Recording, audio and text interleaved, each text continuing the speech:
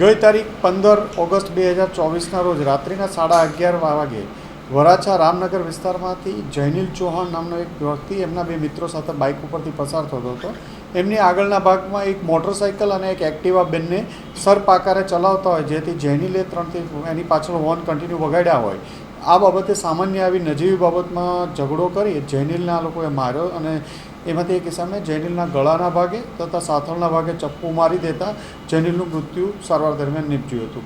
જે બાબતે વરાછા પોલીસ સ્ટેશનમાં વણશોધાયેલ ખૂનનો અનડિટેક્ટ ખૂનનો ગુનો દાખલ કરવામાં આવ્યો હતો. ક્રાઇમ બ્રાન્ચ, વરાછા પોલીસ વગેરે આ ગુનાની તપાસમાં રાખેલા હતા.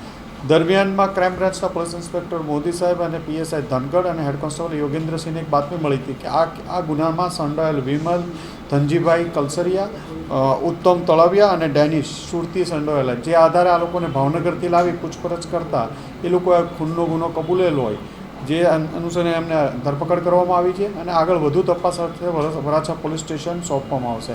આ તમામ જે ત્રણેય માણસો પકડાયેલા છે એમના વિરુદ્ધ અલગ અલગ ગુનાઓ નોંધાયેલા છે. રાયોટિંગ, હથિયાર ધારાના વેપન, આપણે ચપ્પુ સાથે પકડાયેલાના ભૂતકાળમાં અમરોલી અને અલગ અલગ પોલીસ સ્ટેશનોમાં ગુનાહિત રેકોર્ડ ત્રણેય વ્યક્તિઓ ધરાવે છે.